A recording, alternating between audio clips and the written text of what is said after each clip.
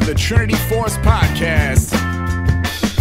Yo, it's that Triforce cast beaming straight to your home. Grab a beer so we know Pwn ain't drinking alone. Send an email, a quick tweet, just pick up the phone. Leave a message, hit the beep if you're a creep, watch your tone. Discuss the meta game, patch notes, whatever helps your stats most. Obi Pwnophobia is your last hope to snatch gold. So grab your headphones and join in the fun. We'll try and force in some jokes and some cringeworthy puns. Yo, we can make it together, people. Trinity Force Podcast.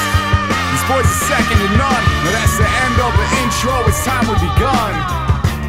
Hey guys, welcome to Trinity Force Podcast. My name is Pwnophobia, Coxwell, and I am your host for this lovely evening. It is 8 o'clock on Monday, July 6th. We are all no longer hungover after the 4th of July weekend, and I hope I sound great to you guys on stream. Please let me know in chat if I do not, as I have picked up a new microphone just to screw with everything. So we're going to have some really special, awesome stuff actually coming because of this microphone, which you're going to hate me for, but it's going to be awesome.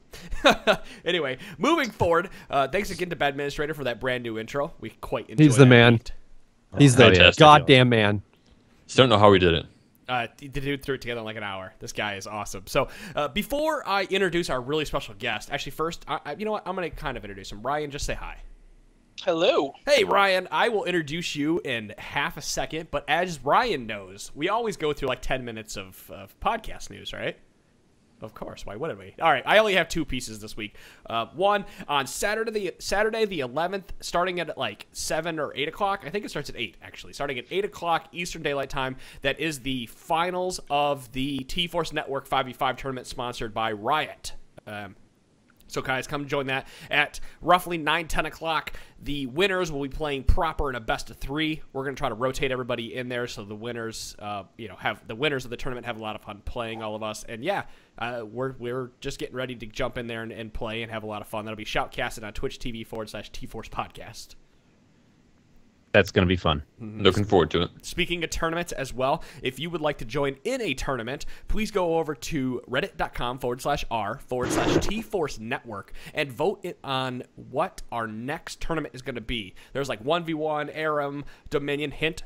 3v3s. Yeah, I voted for Dominion because I forgot how fun that map was. I voted for Dominion before it was cool. Yeah, right. We had Dominate Dominion, episode like 130. I mean, come on. That was a while ago. Yeah, it was last year. Oh, man.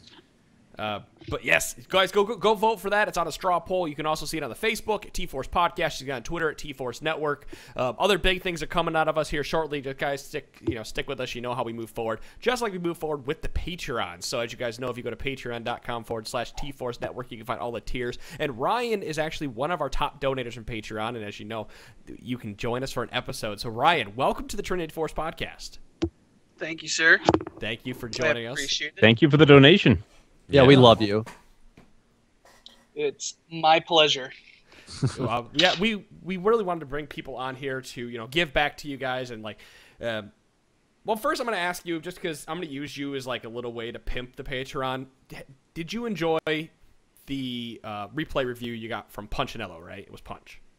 No, it was garbage. All right, well, guys, thanks for listening. That was the end of the Trinity Force Podcast. See you guys next week. Yeah. I'm not asking you for like a crazy endorsement here. I'm just curious if you felt like you got your worth out of it, if you learned quite a bit from listening to Punch or listening to other people that helped you. Yeah, you know what? I liked it a lot. I've watched it a couple times since he sent it back to me. I swear, Punch, I promise you I never forget to upgrade Trinket now. So if nothing else, that happens every time. But I learned a lot of things. And what was awesome about it is I learned a lot about stuff outside of just my lane, which is what I thought I was going to get a lot of feedback on. But there's a lot of things that I do in-game that are as sucky as my in-lane time. So I was happy to see that he went through like the whole game, not just first 10 minutes, this is where you fucked up, see you later. So that was nice. Really good. Glad you enjoyed it. Talking about the same Punch? Yeah, I mean, truth be told, I actually hired it out to somebody else to do it. I was kind of read what he typed out, but it worked. That's pretty cool. Were you harsh? Did you hold anything back, Punch? No, I mean, there's really no point in doing so. Exactly. We're here to learn, right? Doing justice.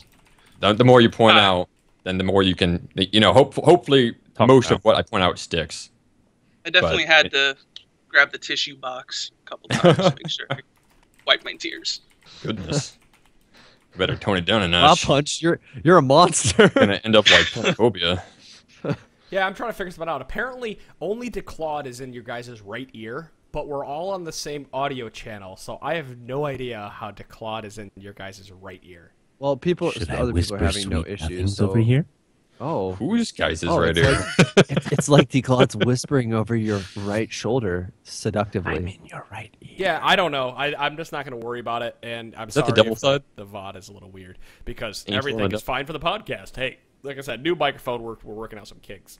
Anyway, let's move forward here. You know what's funny? I was gonna mention while I was trying to figure that out was that when you asked for it, if he held no punches, the replay review I did, the guy missed like 3 or 4 CS. I paused it and I said, I want you to watch this next 30 seconds because there's 15 gold. Oh, they're on 15 gold. Wait, what do you think is gonna happen here? 15 gold. And he writes back. He goes, I was literally face palming that entire time. I was like, oh my god. So yeah, no punches are held. But you know what? We're gonna jump in here, Ryan. I'm going to put you in the spotlight because there was something specific that you wanted to talk about tonight, and we want to give you feedback and hopefully give others feedback on as well. Okay. Are you talking about my questions about the 80 carrier role? Boom! Look at this guy. He's prepared. Look at that. He's a natural. Taking his transition bait. So, one of the biggest and hardest things I have trouble figuring out when I'm in team fight or just positioning in lane is that freaking line between being in just enough range to auto attack the enemy and not being too far back to where I'm just sitting there doing nothing kind of thing. So that's what I'm trying to familiarize myself with more and focusing on right now, and I'm still having a hard time getting that down to where I need it to be. I have the same issue, which is why I play Urgot and build tanky and just say, screw it. I'm going to stand up here and shoot you. I'm sure Punch has way better advice than that. I was about to say, so going to somebody who actually has AD carry knowledge, Punchinello, take it away. What do you do? Okay, so, I mean, so the obvious thing I have to point out here is that it's completely matchup dependent, right? I mean, who you're playing against. What I try to do in a game is I try to isolate 1 or 2 champions that are kind of the biggest threats to me. Usually it's a tank, or if there's an assassin, you know, the assassin's the big one. I always got to know where that person is. And then I also have to know what their engage range is. So instead of worrying about the whole enemy group cluster and every single ability that can hit me and pick me out, I mean, that's too hard to keep track of. So I only keep track of, you know, 1 or 2 people and what their abilities are and what their range is and who they're focusing to. Because sometimes there will be, I'll use an assassin as an example again, like a Zed. Sometimes a Zed won't focus me, and then I suddenly have more, you know, room to maneuver. I have to pay attention to who they engage on, right? So if a Zed doesn't focus me, I'm free to attack the Zed because he's probably diving somebody else in the back lines, and if he's within my attack range, he's gonna be my primary target, right? Because he does the most damage and he's melee. So I'm gonna focus him. If the Zed does focus me, then I need to, you know, get to a support that peels for me, or use Quicksilver Sash. Or, you know, do whatever I have to do to stay alive, burn some of those spells, whatever. But in the process, I can also try and isolate him from the rest of his team. So if he jumps on me and I move back as he's going for me because he's going like hog wild, whatever phrase you want to use, I can punish him for it. I can punish him for overextending. So it's a mixture of all of that. A mixture of paying attention to what abilities can catch you out from 1 or 2 different champions. Paying attention to who can focus you and how hard they focus you. I think one of the big things that I've noticed a lot of 80 carries have been doing, and it's that I don't think many have confidence in their clicks and movement because, like you said, there's that fine line of riding in between being outside of range, being inside of range. But at the same time, when you're inside of range, you have to make those small little movements. Horse Doctor talks about them quite a bit in his guide, which is on Reddit if you haven't seen it. And that's just screw that input. Line. It's moving left and right rather than moving forward and back. This is something I go through a lot with replay reviews is that a lot of people tend to auto attack and take a step backwards rather than auto attack and take a step right or left. So to dodge that skill, they walk outside of the skill range, which effectively takes them outside of auto attack range, rather than dodging that skill by taking a step left and staying in auto attack range. And I've been trying to pay attention to a ton of AD carries lately just in preparation for this, and I see so many of them auto attack and step backwards rather than auto attack and step right or left. And that's a good point to bring up, but that has to do specifically with skill shots and dodging those. But it's the same thing with Correct. being inside of a team fight and trading, because you need to know what kind of skill. Like you said, you need to know what's coming at you. If there's a Cho'Gath, you need to know Rupture is coming. If there's a Zed, you need to know he's going to be in range to kill you. Whatever it may be. But you can still dodge skill shots inside of a fight while being inside that zone, because you have to have that predictive movement of Morgana bind is going to shoot at me. Rather than shoot and walk out, it's shoot and move left and force that Morgana to try to track my movement, rather than that Morgana just blindly fires. I guess that's kind of the difference between dodging a skill shot and kiting someone. You know what I mean? And at the same time, maybe at the same time, even kiting someone, you don't want to move too far backwards, because you don't want to move too far away from your peeler, right? So if someone's charging at you, and let's just say Udyr, because he's like the easy example to kite, right? Moving side to side, he's still going to get to you. So you still need to move backwards somewhat. You need to move away from him. But again, you don't move too far away from moving back in a curve. Right. Yeah, maybe like in a circle-ish thing pattern. Gotcha. One of the things I also do with this line a lot of times, I'll see somebody aggressing on me. Like in the game I was playing before this, we had a Gnar in our game, and he jumped towards me, and I was playing Caitlyn, so I netted away. And as soon as I netted, he switched gears back into the middle of the team fight, and all of a sudden I was out of range to auto attack anybody. Kind of screwed myself a little bit, and I tend to do that a lot, where even with flashes, or if I'm playing Ezreal, I'll exit myself too far from the fight, and then I'm just kind of like, damn, trying to run my ass back in there, so that way I get some auto attacks off. Yeah. And then you don't have that exit for when shit gets hairy again, right? Yeah. I mean, you definitely want to get out of that, like that melee Gnar range. Out of the danger zone. From your example, it sounds like you got even farther back than that, right? Like he was jumping towards you, and then I was in that you game. preemptively. What would happen? I was playing Maokai. What would happen would be I would engage a team fight because Righteous Glory W. I'm Maokai, right? Like I'm the engager. Gnar would teleport in, and my W would be coming just off cooldown, but it wouldn't be off cooldown quickly enough to save Ryan. So Ryan would have to net away, and then my W would come in on top of Gnar, and he would be able to walk back and start auto-attacking. But yes, essentially he had to fend for himself because his initiators had already used a cooldown to engage the fight. Okay, so if we are talking about like I'm a not doing preemptive... anything wrong, then I'm perfect. It's all Adam's fault. Blame him. Fucking Maokai. Yeah, there's one big thing to worry about when using your disengage tool. Usually the E, like Caitlyn's Net or Arcane Shift on Ezreal. Using it preemptively really puts you at a disadvantage. Not because you put yourself out of range, well, not only because you put yourself out of range, but because it's also off cooldown. So if somebody just approaches you and you use it too soon, you're out of range from the team fight, they can turn around and attack your teammates. You get back within range, they can approach you again, and your disengage is down. So now you don't have that escape tool, if they actually do all in you. So you kind of want to save it for when they use their gap closer to get to you, and not use it too soon. Because they can punish you hard if you do so. Yeah, that makes sense. Yeah, if that Gnar has used his hop, and he's still not on top of you, or has not gained his speed boost off his shoot and kite. It's shoot and kite. But as soon as he's gained that speed boost, Auto or space. he has eat a And he's Mega Gnar. and he's Mega Gnar, that's when you want to get the hell out of dodge. Yeah, melee Mega Gnar, get the fuck out of there. And again, the nice thing with that champion is you kind of know when that's coming around. Right, yeah. As long as you're paying attention watch to his the rage. bar. Yeah, so for other abilities like Maokai is a lot more difficult. If Maokai is walking at you, well, I mean, you can't really dodge his Twisted Advance, right? It's a targeted ability. It follows you even if you use a disengage. So there's that fine line between, well, do I disengage early before he has a chance to use Twisted Advance? Or do I wait for it to go off, then use it, but get hit by it anyways? It's really situation dependent. Right. Mainly on like how many other enemy champions are around. Right. Like if he hits you with it, will you insta die, or can you soak it? Is his team within range to follow up if he hits you with it? Right. In the same vein of that too, though, if you know a Maokai is going to do, or like a champion that has, you know, a point and click route or can get you Condemn like them that. away in the You same can, well, lane. you can do that, but you can also isolate them as well. So like if you are playing that Caitlyn and they go to W in on you, you just pop that E and you're back, you know, way farther than that Maokai was expecting to go. Vi is and another then- example. Oh, and he'll Yeah. follow through.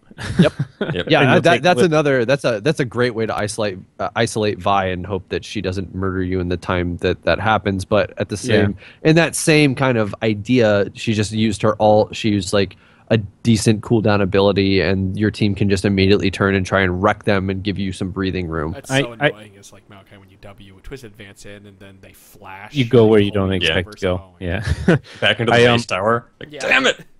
I had a recent game as Trundle where I would throw the pillar up whenever someone engaged on my ADC, and then usually on a ramp, and then they'd be alone with our team, and everyone else is figuring out how to get around that pillar or have to use things to get around it. So hopefully your team can help you out as well, help isolate somebody, but targets an opportunity. It's better to attack something than not.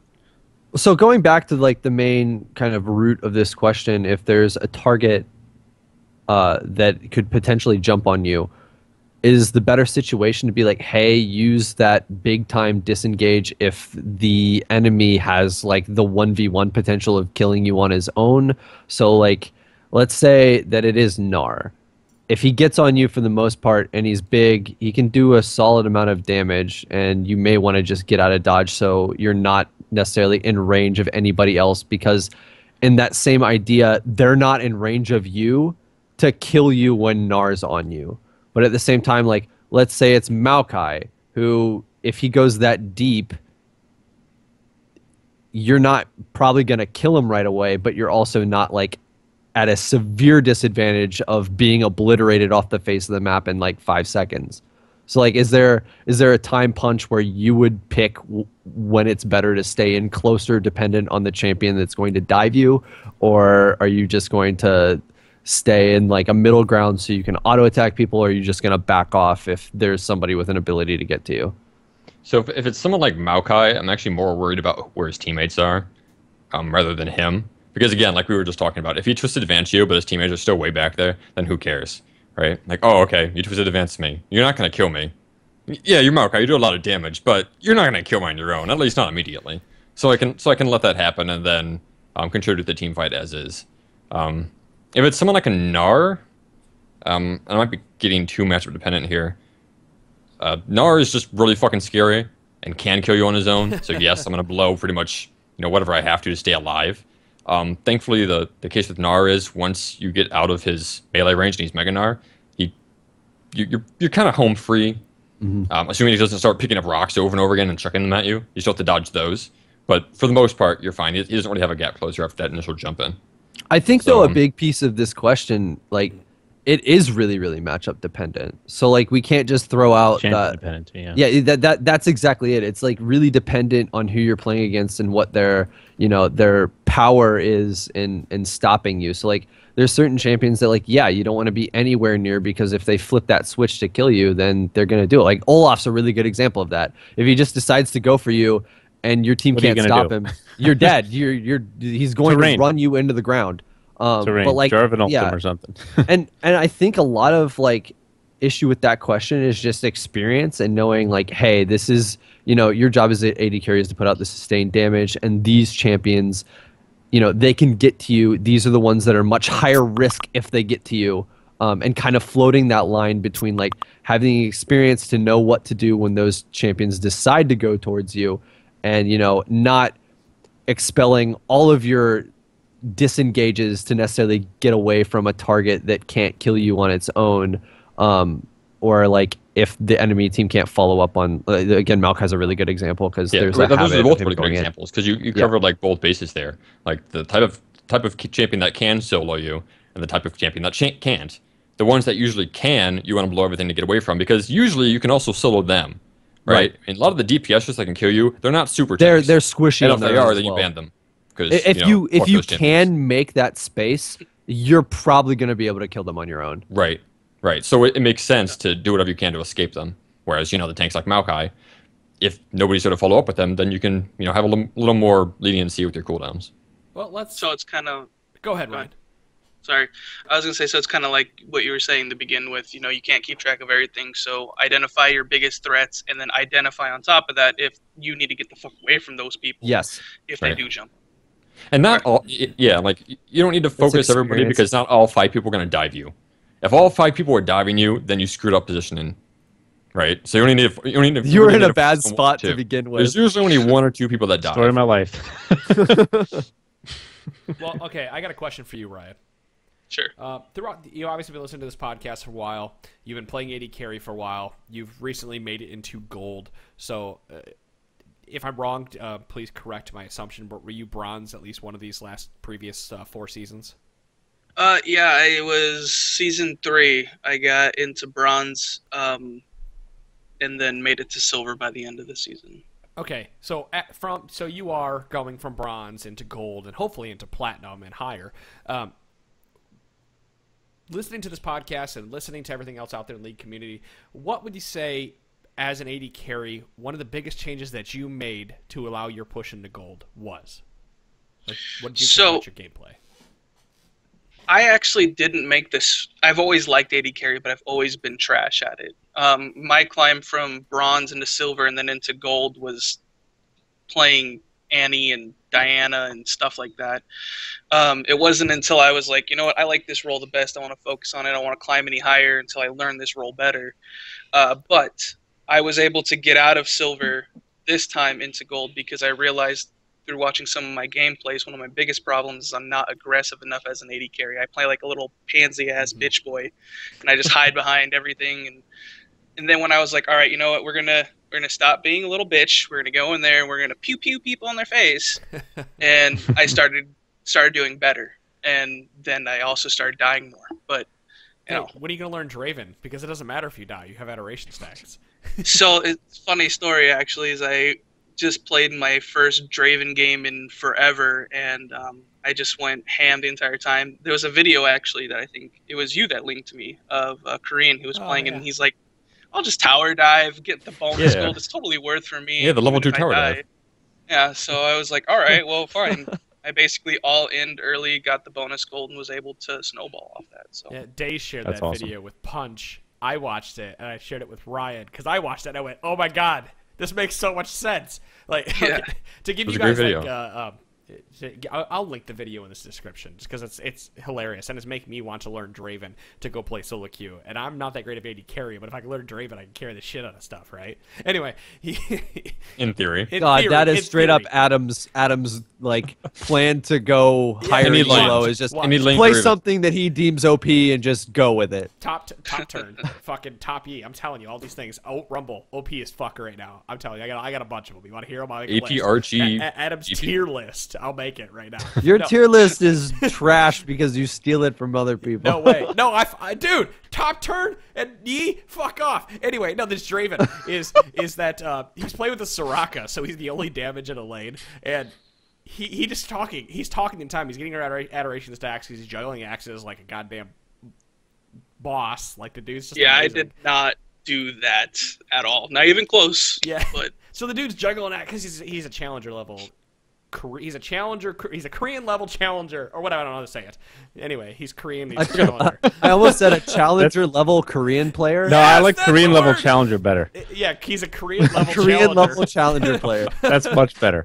Anyway, I the feel dude's like just we need to amazing. copyright that. And he's juggling axes, and he dives the fucking Jinx Annie and gets I think a single kill under turret, but Jinx is still alive. But he gains 200 extra gold with the adoration stack, so he walks back to lane with an extra item over the Jinx, and he's like, yeah, it's fine because I gained the adoration stacks. And the dude just goes balls to the wall as the entire time as Draven. It makes you completely change your mindset of how to play AD carry by watching this guy just run at people. yeah, you're talking about being out of position. If 5 people jump on you, 5 people try to jump on him, and he just shat all over their faces. Well, I'm going to die. I might as well take these guys down with me. Yeah. That's his attitude. It's like, oh, I'm getting ganked, so I might as well get a kill or 2 before I die. Get my free trip back to the base. So yeah, learning to be aggressive with my AD carry play is something that helped me get back into gold this season. To answer your question. Ah, there it is. Aggressiveness. I think it's something that I have noticed that. I played on a Smurf for a while. Actually, I've been playing on a Smurf quite a bit recently to kind of get an idea of what gold is like again and what silver is like again. There's something I've noticed is that players are not aggressive. No one tries to auto attack trade in lane. No one tries to invade. And this is plays definitely super safe. Lower elo too, because people are scared a lot of times, especially if they like. Let's say you did go super aggressive and you hurt somebody really bad. They're afraid to fight you for a while afterwards. There's like some weird, just psychic aftershock of the fact that they just got fucked up and they don't want to die.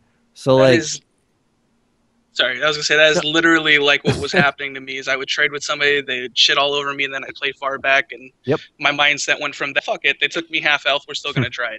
Now, there's a difference between like knowing when to be aggressive and continuing to think that you can, 1v1 or 2v2 or when you can. any 2v1 like other people in situations, and that comes with more experience, just kind of knowing matchups and knowing how to play and knowing when your champion's strong and when others aren't. But I get that syndrome when I play the same champion in back-to-back games where I just kick butt in that champion and I'm doing a lot of damage because I'm high level with items. You think and you're at that same level 1 next again, game. and I'm in that mode and I'm like, oh, I can't do that. I got to dial it back a little bit. That's but there's a fine line between being, you be aggressive is great, but don't let your CS suffer for it when you're trading in lane, because then you'll fall behind. And on the flip side of that too, it's about finding a balance, because there are certain situations like giving up 2 CS to half health somebody is worth it to keep them out of being able to CS for the next 2 minutes. Yeah, out of a couple waves. So again, it's just kind of knowing flow. It's a lot of playing the game and just knowing what to do. There are some things that only experience when playing this game can teach you. I struggled with aggression for a long time. You were a very passive player for a very long time. Oh yeah, definitely. And one of the things that really helped me out with that was, I guess there's 2 things you can do, right? One thing you can do is just go balls to the walls ham in some practice games, and then find out what works and doesn't work, and be prepared to die a lot. The other thing you can do, and one that helped me out a lot, was just keeping track of the enemy's cooldowns and what specifically their trading cooldowns. And as soon as they used a spell, and I dodged it or what have you, they used it to kill a creep or whatever the reason was. So long as I didn't get hit by it, that's when I would go in, right? Like if they use their trading ability, they miss it, that means I can go in and win that trade. I mean, that's all there was to it. That and getting pretty much free CS free harass when they go in for a creep kill. So those 2 things combined, they kill a creep, I attack them, that's free harass, and they miss their trade, and I immediately respond by attacking them. Those are pretty much free wins for me, trade-wise. And it just helped my aggression. Gotcha. Cool. That's. I was gonna bring up the idea of watching your minions. I think that's like the next step to make yourself a better player in AD carry, is just watching your minions' health and watching the enemy minions' health. I think you just kind of touched on it there, and that's but that definitely makes you a better player overall. And then the next step after watching those health is watching how many have died and watching how many you have left to get to levels, because there's steps here. Because if you know you're hitting level 2 next, that's when you can turn that aggressive up to 2. Draven at level 2 is more powerful than Draven at level 1. Just about pretty much every other champion in this game is the same way, but he's got that giant spike to be able to move more quickly and attack more quickly. But at that same time, like you say that just about every other champion is more powerful level 2, but that's just how the game goes. Certain champions are borderline at level 3 when they're level 2, just based on the abilities they get at level 2. So like that's the mentality you have to go into. They're just, and that goes back to the whole power spike discussion all over again. It's just certain champions at certain levels have a massive advantage over other champions. That's why top lane Udyr can work out if people don't know how to play against him. That's how, like, the mid Nunu that Adam and I have been playing and screwing around with, that we should never do because it does not work against people who know how to play against it. But like, snowball hits really hard, and if you can abuse that and people don't respect you, and then you Q something, like, you can take advantage of those situations. So again, Riven's a good example too. Yeah, my favorite level Riven's 2 probably Riven's the high level example of that. And just if you know what you're doing with that champion, you get that one kill and the game completely changes.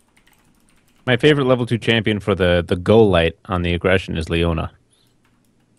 She hits level 2 and you can immediately gap close and stun. She's a good example of somebody So. at any level could play and turn it on at level 2 at.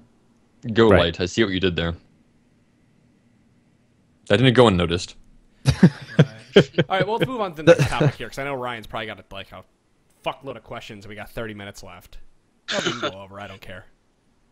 Another thing that Punch pointed out a lot, I think, in the replay was about vision and stuff like that. And I've started doing a much better job of warding and deciding whether or not I needed to go warding totem if my team wasn't, and upgrading that, or scrying orb. But is there a point where my team's not warding, and yeah, maybe I've got greater totem, but there still isn't enough vision that I could be spending too much gold as an AD carry, trying to make sure that vision is there for my team? Too much gold. I've never really worried about. Because since you have a limited amount of wards you can have on the map at a time, like you can only have those 3 wards in a pink, right? And if you've got the upgraded yellow, you can have 2 wards out. I almost want to rephrase that as how much is your life worth? Gotcha. That's a good way to look at it, right? So if you can invest in the extra vision and get more farm because of it, then definitely worth it. If they're invading your jungle and you just need to have that vision in your jungle in order to escape your base, then yeah, there's not really much you can do. It's not like you're getting farm anyways, right? As soon as you leave their base, they're probably ganking you. So I'd say invest whatever you have to. But I wouldn't go like upgraded yellow and then like 2 green boards and a pink. I think that would be overkill at that point. Definitely get a pink out if you don't have one on the map already. Upgrade your yellow, and then if you really need the extra ward, you can pick up a green every now and then. As an AD carry, the only time that I'm really buying extra wards is if I have extra gold left over after buying my item. Yeah. And I will say, like, when playing an AD carry and you do have a huge lead, or like not even a huge lead, let's say you get a big kill and like you're able to take some minions and you just bought that item you needed and you have some gold left over, you should definitely be picking up wards, because like, again, how much is your life worth? That makes the difference between that 3-man gank in a minute and a half coming down and killing you, or you backing off, maintaining that lead and not dying to give some more gold to the enemy and having them, recoup for your loss. And also, in that situation, if you feel like you're obligated to ward more because your team's warding less, that means the map's probably dark, which means you going out to ward might be dangerous. So make sure you bring a teammate with you, or make sure that I've done it many times as AD carrier or squishy. I would go, okay, I need a ward, so I'm going to go over here. I go to ward someplace, feel obligated to, and then I get pounced on because they were hiding in there and I didn't have vision of them trying to ward. So that new scrying orb, by the way, since AD carry roll with the upgrade, dropping that little ward is pretty nice too. Actually, I was playing support this weekend and somebody had made a comment, because I was playing support, you got to go off on a 1-man warding mission to make sure Baron's ward. And I'm like, it's like 45 minutes in the game. We don't have that much vision on the map. I'm not going anywhere alone ever. Right. That is the worst thing to do. Yeah.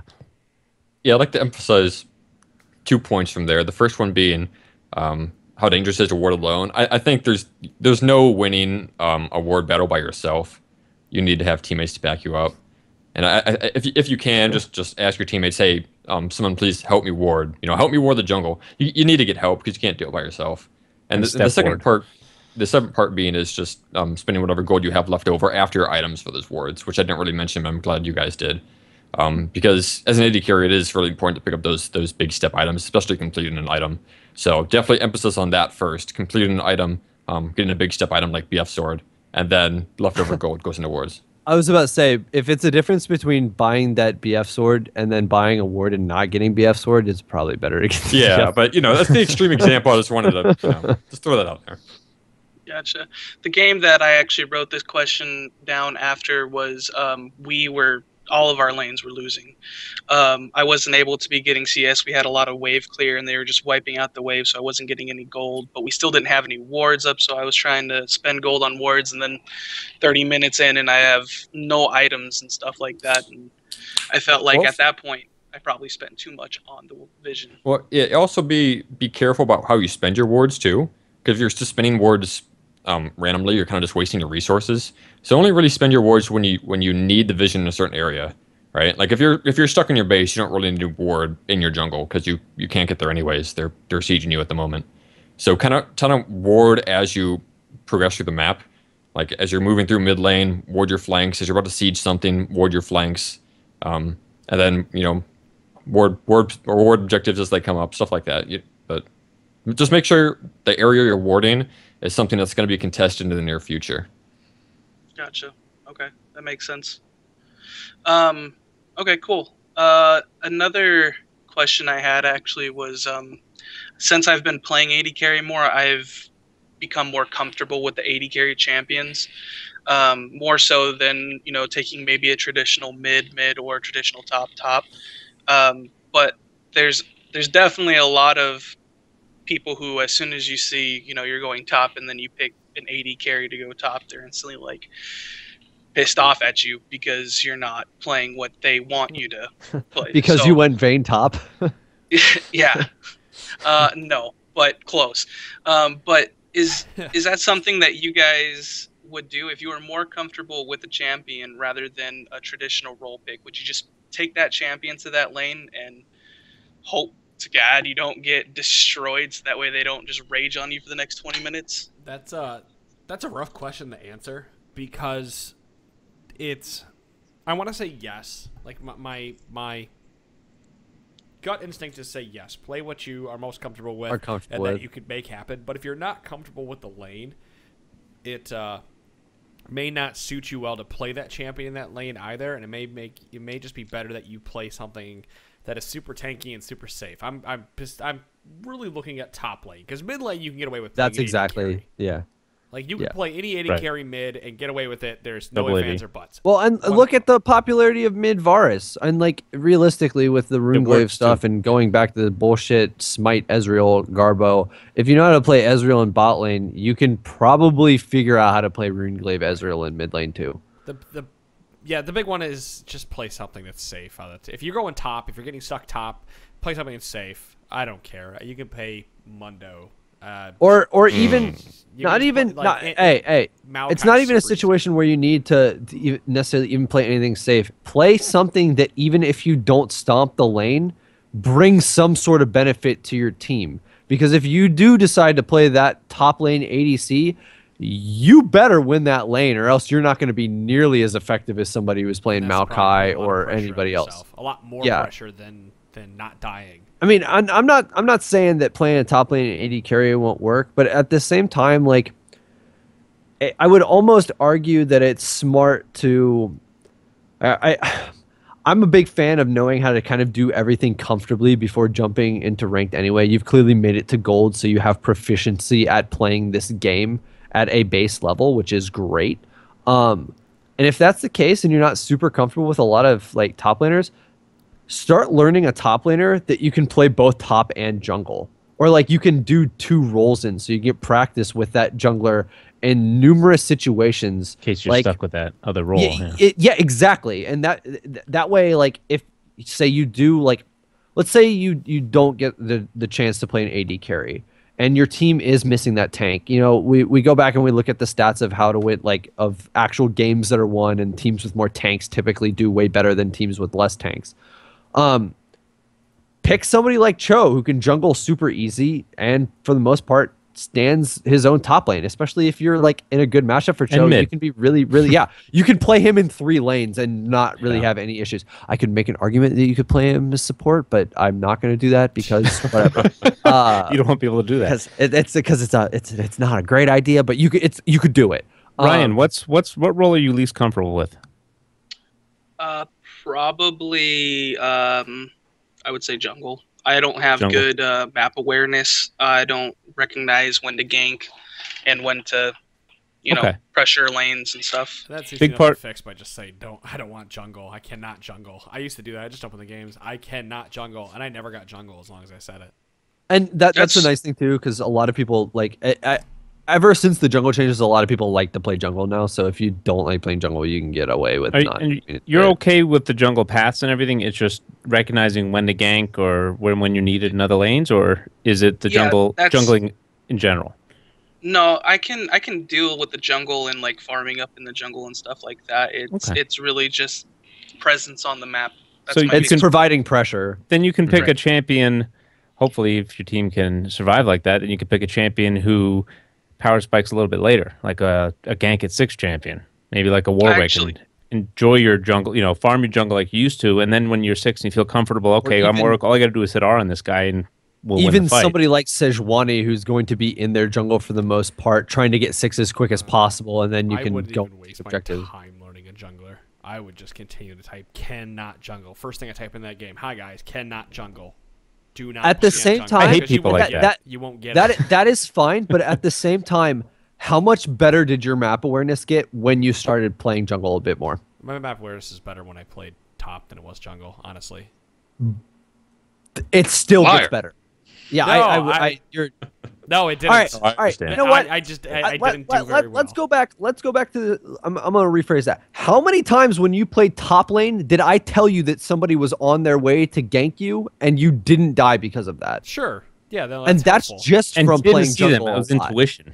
Yeah. Yeah. Oh no, I get Like, that. Yeah, of course. We've It's one of those preached that 100 situations. times. No, at the same time, like I get, Ryan, that you're not like super comfortable playing jungle, and I'm not saying jump into playing jungle in ranked anytime soon, but it's one of those situations like I think it would also pay off for you to go and try it, and at least like try and better yourself at the position, just because like I'm a really, really big believer of if you have a proficient understanding of every lane, it really, really helps out in knowing what the enemy wants to do at certain points in the game. Especially like it as an AD carry, since going bot lane and picking up that double kill is really, really enticing, and if you know that they're not warded, it's great to go down and do that.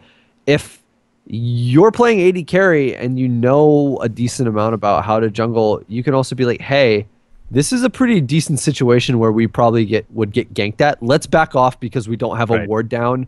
And it Glance at just your teaches, timer. it rewires your brain to think about the game differently.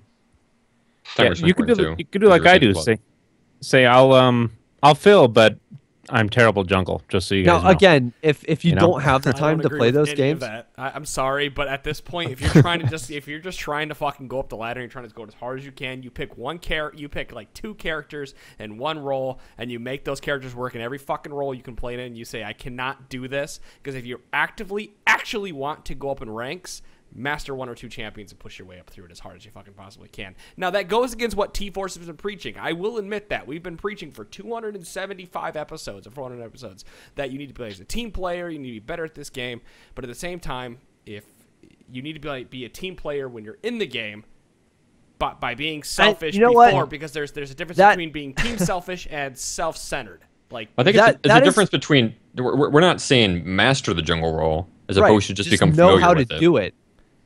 yeah, so the one time out of 25 that if you get it, you're able to play it. Well, not only that, but I mean, just so like we were saying, just sort of helps with the other lanes, the other roles. If you know the gives jungle, the gank timers, like sure, when a jungler yeah. ganks, all right, then you know when to back off, or when to check your mini map, or when to ward. No, I agree with that. Well, I have more beer left. But And I would even argue that like all the way up to platinum, it really doesn't necessarily matter what lane you choose to get there. Like I would say it almost gets easier at that point to specialize once you hit like that area, because then you get a focus for how you kind of want to grind out and have a incredible understanding when you're playing against people that for the most part are going to have just as solid of an understanding of the champions that they're wanting to play. But considering game knowledge is so huge, if you're in gold, silver, bronze, whatever, if you don't understand the majority of positions, you're probably gonna stay at a lower rating, because how many people do you know that only know how to play exactly one lane get to plat or higher? A lot. No. No, So they you're specialize. Not only know, yeah, I'm sure that's the thing. You can specialize in a lane and get you're there. really good in that, but you're at least but decent. if you're not comfortable and like, I think there's I don't know. I've started watching too many players climb through it all. I've watched too many times that have players that have just picked one champion and played it whatever role they get stuck on, and they win the wait, game. the They one don't have- champion. There you go. It doesn't matter, though, because you don't need to know how to play support if you know how to play that champion proficiently well, because you don't have to buy wards. Like, you could play Lux and build straight AP in the support role and never buy a fucking ward and carry the game on your own if you're so goddamn proficient with that champion that you're just picking up kills and, doing what you need to do. What if That your is the one difference. champion's a carry, AD carry? And you're stuck how many support. times? How I've many seen times that too. grinding? Dude, I watched a Callista support the other day just carry shit because But he at talked that to him. same but time, all I'm how saying is many times do you see that Lux who builds full AP in as the support role, steals CS, tilts that AD carry? that happens. But if they're not, if they aren't that good, like if the player isn't good and they think they are, that happens, right? You have to be confident in your ability to play Lux, and you have to be confident in your ability to carry through the game. Now, most players are just not confident. They lack the confidence to make it through the game. It's not about what you're playing. It's not about what role you're playing. It doesn't matter if you're playing jungle, support, if you mastered all 5 of them. It's about confidence, like we went back earlier. This game is all about confidence and getting in there. And you should know that, Chira. I know I'm going to keep going because I'm ranting right now, but getting in a cage and fighting, because Chira and I, we have that fighting connection. We used to, where screw around with if you walk into a fighting cage, a ring, a boxing ring, you have confidence, you automatically have a tier level higher than the person who has 15 years experience, because you're not going to be deterred by getting punched in the face or whatever it may be. Deterred.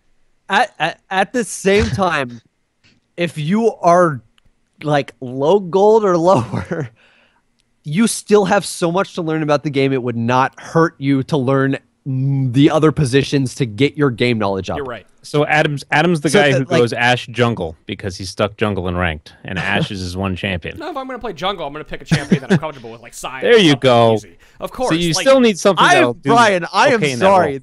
role. This discussion has devolved into Adam and I having a dick measuring contest in the middle of the show.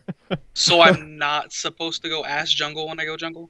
Don't do that. You can't listen to Adam. absolutely. Yeah. If you think you can do If it. you're if an you Ashe god, damn it, do As it. long as you're If your name confident is doing Ashe Record, jungle. do it. But your name's not Record, so don't do it, please. Please, if you're in my game, do not play Ashe jungle. I will be extremely upset. Even if you are Wrecker, please no Ashe jungle. No, I Even if you are I Record. say if that's the case, like getting back to the heart of this question again, pick a champion if you have to play top lane that, even if you're behind, you can still bring something to the team. Whether that's a character like Malphite who already kind of has a rough early game, but you have that like game-changing ultimate, or like I think Maokai is really safe. yeah, Maokai is arguably the safest just because like even if you're behind, you're really strong, and then your early game is actually pretty solid on its own as well. He's just an easy go-to. I like Cho'Gath a lot just because, again, Maokai, Cho'Gath, they can both easily jungle. So like you can get practice at both roles by learning that champion, and if you're comfortable in one role, you should be pretty comfortable in the other. So like I think expanding your repertoire or your pool of champions a little bit would be very helpful. At that same thing, if you are absolutely confident that you can carry as going that top lane AD carry, and your team is cool with you doing it, go for it. Just know, like, again, half of this game is trying to corral a bunch of kittens into playing the game the way you want them to play it. And it's really easy to make those kittens upset. So, like, you're not just playing this game as like, hey, I'm playing this top lane AD carry to go do this. You're also kind of in solo queue playing against your own team to keep everybody happy enough to not murder themselves mentally. What, Ryan? Who are you comfortable with in the jungle? Most comfortable with? And you, just before this, you and I are going to have some jungle talk after this. So you best He's gonna help you you out. best be adding me because we're about to fix a whole lot of your problems. Nice. He didn't fix my problems. This is bullshit. I don't know what you're talking about. You were Favoritism. doing Sorry, great on Adam. Skarner for a while, Adam. Come on. You were. All right, so Ryan, who's your most comfortable pick there? So right now, it's actually I play one champion. If I get stuck jungle, mid, or top, I've been playing Diana, and Okay. I don't wrong do with that? bad Now's in the the perfect jungle. time for It's her just- anyway. Yeah. Okay, cool. I don't Well, that's a excel solid at it. choice. Anyway, I think that's continue the best example. Continue your thought, Ryan. I know you sound like you had more there. Yeah. No, that was basically is I don't do poor in these other lanes. The problem is I'll play 15 games AD carry and then one game I'll get sent top. I'm like, what the fuck? I don't remember how to last hit with Diana. So then I'm like, Maybe I'll just take, I don't know, Caitlyn up there and stay safe. But no, that doesn't work out. If you want to go top, if you get stuck top or mid, take Quinn. Learn Quinn and take those two top or mid. Hey, you know what? I will agree with that because I have seen some pretty interesting Quinn mids that roam like crazy every time their ult's up and just like crush it because the enemy laners don't, especially at lower level, they don't know that Quinn runs that fast. So they crush it like Quinn? Yeah, they crush it like Quinn. Rhino, you need to go if you want to have something that's just in your pocket, just for that one game every 20 games that you get stuck in that other role that isn't jungle. Pick up Quinn because even she's fucking fantastic in the bot lane. Is this the first time the podcast has said go pick Quinn? Probably. And my response to that is the response to that is I fucking hate you all. Because that is the only champ that I have refused to buy to this point. Because I wouldn't put a huge bunch of stock in Quinn. I think it takes a lot of practice into Quinn in order to make her work in other roles. Oh my god! Like the top Quinn gods that you see, they only play Quinn. They know a lot, and that's why they can make it work. I think AD carries in general are really matchup dependent based in top and mid lane. So like a couple examples would be Vayne is actually a really hard counter to Nasus in the top lane. Right. Horse Doctor says he picks Sivir and Caston in the mid lane. It's like, yeah, you can play AD carries in these roles, but you need to have a reason for doing so. As in, your character hard counters your opponent.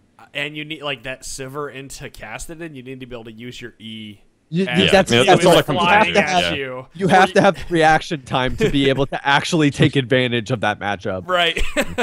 So this is totally side noted here, but I actually had my first game ever where I was able to make the enemy LeBlanc rage because for once in my fucking life I was able to use a Sivir E and it pissed her off the entire match. It was awesome. I love it. That's the best feeling, actually. That's a great feeling as a Sivir when you can just spell shield the LeBlanc that's coming in to kill you. Like, all right, see you later, LeBlanc. Didn't kill me this time. Next time. Especially now with her W taking longer to go off, it's like, okay, please telegraph the crap out of that ability while I press one button, negate the damage. You can usually kill her maxing. When she goes in, it doesn't kill you. So it's fantastic. Just remember the I before E except after C rule when you spell shield. So don't get me wrong. Good response. I cannot hit it. I cannot use E to save my life at any other point in the game, but it was just that one I actually managed to do it correctly. Anyway. Nice. All right. So, we got so got buy 8 Quinn minutes left or more. If you have more, we're going through them all. We ain't stopping it. We ain't stopping. No sleep till Brooklyn. Go. I have a question about building. I did have a question. I asked Punch in his when he reviewed my game about going Blade of the Rune King opposed to buying a more damage upfront item because I built wrong, and he pointed that out. But I had another question build-wise, and that's Phantom Dancer over Static Shiv. When do I do it? When do I need to know? That's what I want.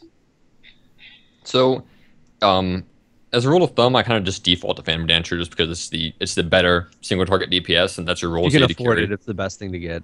Right. It helps you kill a single target faster. That's what AD carry is all about. Static Shiv is good if your team is really lacking wave clear and the enemy team is pushing on you. So you're behind. So Static Shiv, the cheaper buy, you can get it sooner. It helps you out sooner. It's helpful in that regard. And your team can't wave clear, which means you can't stall, which means the enemy team can push through your base and through your towers, and you're just hemorrhaging towers. That's when Static Shiv also comes into effect. So you can also help clear the way faster. I think the only people that I would buy Static Shiv on, I won't say 100% of the time. I would say like 60% compared to 40%. Like we're doing like 50-50 is Phantom Dancer, Static Shiv. We turn Static Shiv 60-40, and that's like Graves because that uploaded front burst of the Static Shiv with all of his. It's pretty shocking.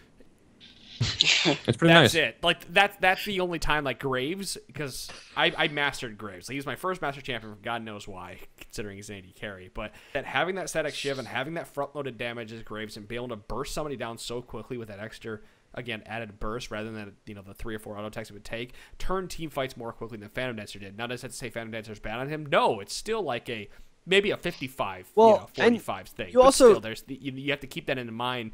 Does your champion do a ton of front-loaded burst? Static Shiv might be the way you need to go because the champions are squishy enough that I can burst them down. See that checklist? You I also go have through? the added benefit of his E also giving you quicker static bursts as well. So like that, it also plays with like it synergizes with his kit a little bit better than it does certain other champions. But you have to go through that checklist in your head. That's one thing I Right. don't think we talk about enough. Is I was like, there should be a mental checklist that you go through when buying these items.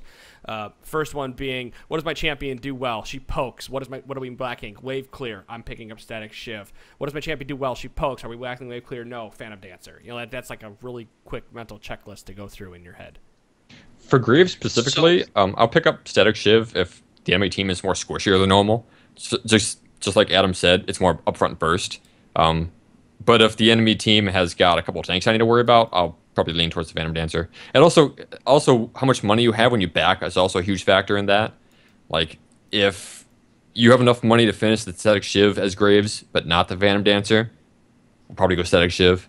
But if you're just like rolling around in gold coins, then hey, i.e. Phantom Dancer, why not? It's gonna help me out. It's gonna help you out in the late game anyways. Go ahead, Ryan. I think it was sometime during last season. I don't remember if it was champion specific they were doing it, but people were when they had prolonged laning phases, were picking up Avarice Blade It's sitting on their it back. well. Right. So if you know you're going to have a prolonged lane, like you see the tempo of the game and where it's going and stuff like that, would you be better off maybe building that and then going into static shit? Yes, if you're really good at last hitting, and that's what the pros would do. You'll see the pros get that Avarice Blade first because they're gods at last hitting. Right. Because they're not Like, going to miss the rest of any us. CS. The rest of us mortals, like I miss last hits. I don't think the Avarice Blade personally is worth it for me for a first pickup. I'm more never worried miss about the last hits. Zeal into Static Shiv or the Phantom Dancer. I usually go Zeal right. Static Shiv. I hardly ever pick up Avarice Blade anymore. Yeah. The amount of time that I sit in Avarice Blade could have been better spent having that Zeal, because more than likely by the time I've picked up that Zeal, we're having a dragon fight at least once in that time that I'm sitting on that Zeal. Yeah, there's going to be a skirmish. also- You want the combat it- stats for that skirmish. Yeah, It's a also skirmish for is what I put somebody it. who tends to kind of position a little more stupidly than other AD carries, because I usually play bruisers that just charge all day long. I also like getting Zeal just because that little bit of movement speed helps me out just enough where I feel like I'm able to position myself a little or run away a little bit faster. I don't know. He can That, run and the, for the Greaves. attack speed helps you with your auto spacing too. That's true. Helps me. Like I know it's like, okay, it's easier for me to shoot and move now because I have that attack speed. Otherwise I end up canceling my attacks because I'm trying to move, shoot and move, but I have I will too slow an say- attack speed. If I'm rich as fuck and I already have my BF sword, like if I already have my IE and I'm that loaded, I will get a Phantom Dancer just because, again, everything going along with that. And if you're playing a character that's already going that hard, like It scales Those- better with IE and into the late game those anyways. So. those two items together, when you're actually getting off those crits, crush people. Crush them. Sure do. It's beautiful. So Well, let's move this conversation into runes for AD carries, because I'm curious, Rhino. Do you know what you run right now on most of your AD carries? Yeah, I actually can pull it up and tell you. On my 80 carry, I run 12 flat magic resist, 12 flat physical damage, 9 armor, and 3% lifesteal. Now, one of the things that I will bring up with a 80 carry is that a lot of them are actually running attack speed and marks to be able to last hit and be able to move. It smooths out your last hit animation, so it allows you to get more auto attacks off to be able to push a wave more quickly. Unless you're Draven, you're just running a fuckload of armor pen. And actually, I don't know about you, Punch. You might have to correct me here, but I don't see a lot of 80 carries running magic resist quite so much anymore. They do. I think that's the standard build actually. Is the magic resist in the blues? Is magic resistant blues. You can go ham with attack speed blues, like Draven does, because he's Draven. He can get away with that. Yeah, right. But for the most part, my standard AD carry page is magic resist. I'm glad you actually segued into runes, because what the Claw was talking about with the attack speed and how more responsive you feel, that's kind of the case in point for attack speed runes. is that so a while back, I think it was like a year or maybe 2 years ago now, they nerfed lifesteal quints because lifesteal quints used to be the go-to quints for AD carries. They nerfed those and they buffed attack speed quints. So attack speed quints are now more gold efficient. So when you actually start with those early, your auto attacks feel much more responsive. You can get your attack off sooner, cancel it sooner, and then use that to auto attack the enemy or dodge a skill shot or what have you. Like, the faster you can attack, the quicker the downtime of your attack animation. You can move again, so you can be more responsive. You can move back and forth across the lane, dodge skill shots, attack people, all that good stuff. And at the end of the day, it helps your DPS because it's more attack speed. So I'm usually running 2 to 3 attack speed quints now with the flat 80 runes. Okay. Yeah, my page right now is 2 attack speed. Flat 80 reds, sorry. Is Go ahead. Yeah, my page right now is actually flat 80 reds, 2 attack speed quints, 1 attack damage quint. That gives me 10 physical damage and 9% attack speed. And then obviously armor, and I have a mix of magic resist and magic resist per level in my runes. Okay. 5 and 4. But yeah, definitely consider that. Ryan and any other AD carry out there, attack speed is the way to go right now. Punch, what do you run in yellows? Armor or attack speed? Just armor. Just pure armor. I think the attack speed is really bad on yellows. Yeah. Gold efficiency wise. It's blue or it's blue quints or reds for attack speed. Yeah. And if you're poor like me, you run 1 crit rune and all of your normal jungling runes. I do that. I always do 1 crit rune, yeah. Because you don't use any of your something to point out that I have noticed quite frequently is that attack speed anywhere in your rune page for most lanes that are not APs is actually like the go-to for a lot of people. Like Malachi for the top lane, he runs attack speed to be able to get more auto attacks off. AD carries obviously run attack speed to make it more fluent.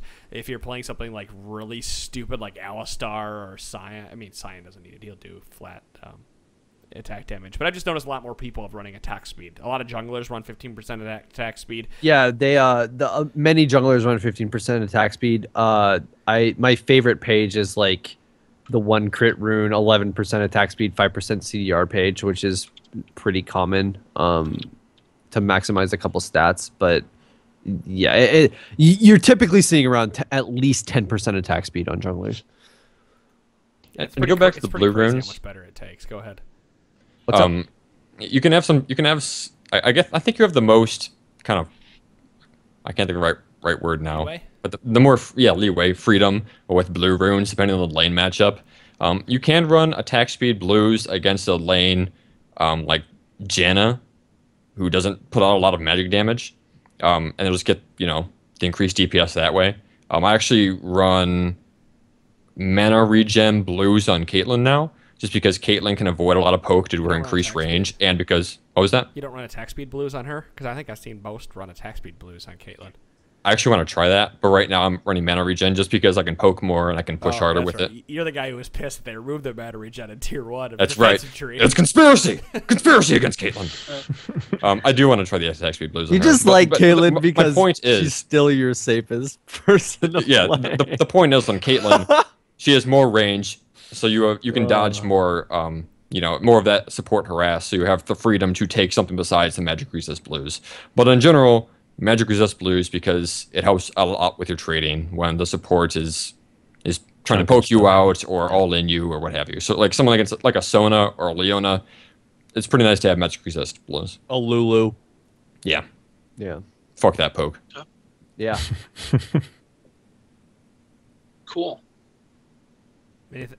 Well, we are rolling in just past an hour, but we have plenty more time to talk about. Ryan, what else you got for us, buddy?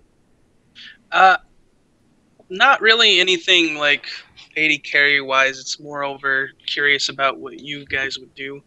I basically, like I said before, I carried myself mostly up to where I am through not playing 80 carry. I feel like I could probably progress through the ranking ladder faster if I didn't play 80 carry, but I want to play 80 carry. So, if you were in my situation, you want to play 80 carry, but you also want to climb that ladder faster, especially if you're trying to hit Plat by the end of the season. Do I forego 80 carry and just keep playing the nukes? Yes. I don't even have to hear you finish that. If you are more comfortable and you feel that you can carry on any role, this goes for anybody out there. If you feel you can carry on a role, play that role to get to your rank. If your end goal is to get better at the game, play everything. If your end goal is to be the student of every piece of League of Legends, play whatever the hell you want, play it when you want it, have fun with the game. I think that's different than what Ryan was asking, though, because he says he wants to play AD carry because he likes that role. He has fun playing then it. you're not going to rank up as quickly as your other roles. At that same time. But you're going to play the game longer and burn out less quickly. You have until probably November. Yeah. To really, like, force your way there. That's a lot of AD carry games that you can play on the way there, and not sure, that long. That's true, but at the same time, yeah, don't think about that. At the same time, that's still almost half of a year. Think about it this way: if you get to the desired rank on a role that let's say your goal is to play AD carry really well because you love AD carry, but you just want to get that rank first.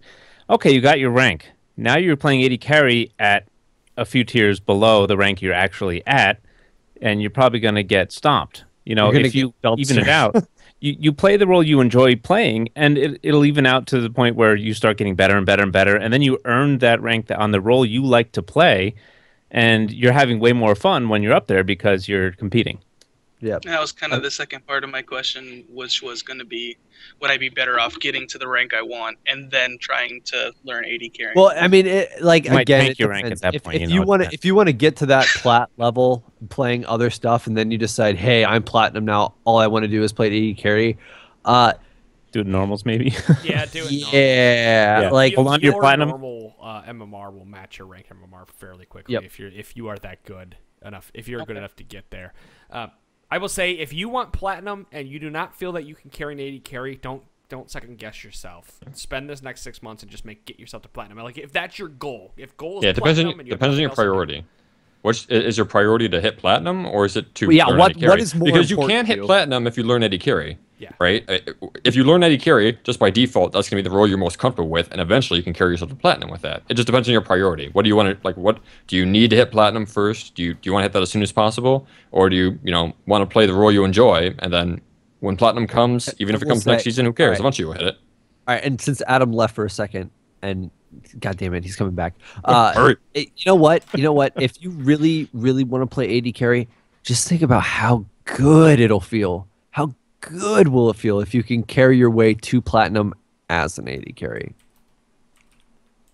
It'll feel pretty damn good. He's over here thinking, he's like, damn. He's like, damn, that would feel good. It feels so good. And life's too short to not feel good about things you're doing. Yeah, you just gotta feel good. Pretty soon you'll be old like me. Hands won't work. You won't be able to play anymore. You won't be able to play AD carry. You've been podcasting for 20 minutes without a beer because there's no one here to fetch you one. God! While you're young and your hands are still pliable, play AD carry. I implore you, play AD carry. He's shaking you right now. Don't he make the grabbed same me by the mistake I did. shoulders. Well, that's all I got, man. That answers everything I was wondering currently now. Anyway, Awesome. I'm sure I'll get more thanks for questions coming on. as I get higher. Hey! Yeah, thank you guys for having me. No, not just thanks for coming on. Thanks for supporting us. Yes, like, thank you. Very much so. You don't even know how much that means to us. You're the best. Thank you for You allow us giving to me do what we'd like amazing to do. content that I want to support. Except for this week when he doesn't have an extra podcast to listen to at work and he's going nuts because he doesn't know what to do. Yeah, because you know what? You know what? Maybe He'll listen to he'll enjoy the fact that he's on the show, and maybe in the time that he's not listening to it, he's like going out and giving it to his mom or something. Be like, I made it, Mom. You know I'm what on the internet. You know what I did when we made it the Send it to client? his I took mom. a picture of it and posted it on Facebook Send it and to tagged my Mom. mom. I did it, mommy. I saw that. I'm the best. I tagged my mom and said, "Are you proud of me yet?" She goes, "What's L to P? Are you L to P?" Are you out? I saw that. That's all she said. Are you L to P? I was like, God damn it. I That think was a that's burn. the No. same thing that Wrecker said should when have he hit explained. platinum too. Is like, I did it, Mom, and he like posted. He called. No, he called his mom. On He the called phone. his mom. That's what it was. All right, yeah. So you know what? So as far as being one podcast down, I guarantee you I'm going to listen to this podcast just because I love myself so fucking much. every That's the day for the spirit. next week. Brian and I are best friends right now.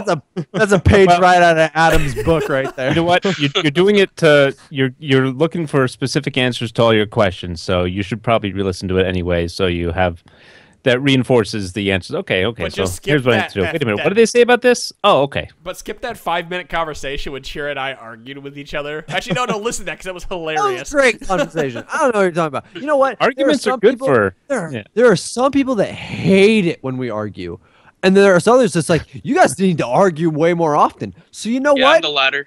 Yeah, Yeah, right. we can't make everybody happy. So for all the people that enjoy it when we argue, this one's for you. For everybody else, Over here. well, we fuck it. Show up What are you shit. gonna do about it? I Yeah, remember the what exact. you were saying. Podcasts. You ever listen to those podcasts where all the hosts just nod and agree on absolutely everything that they Seems so say? boring. Yeah. And it's kind of boring. It's like, okay, and that makes sense. I would have thought that too. If you want to listen to a some circle jerk, fresh go idea, ahead and do that. you know? Anyway, guys, let's stop circle jerking each other right now because that's what we're doing. up, Before Adam. before I don't I agree. thank Ryan and let him do any of his final stuff here. Last piece from me, guys. Don't forget we have a contest going on right now. You have one more podcast to enter your submission to.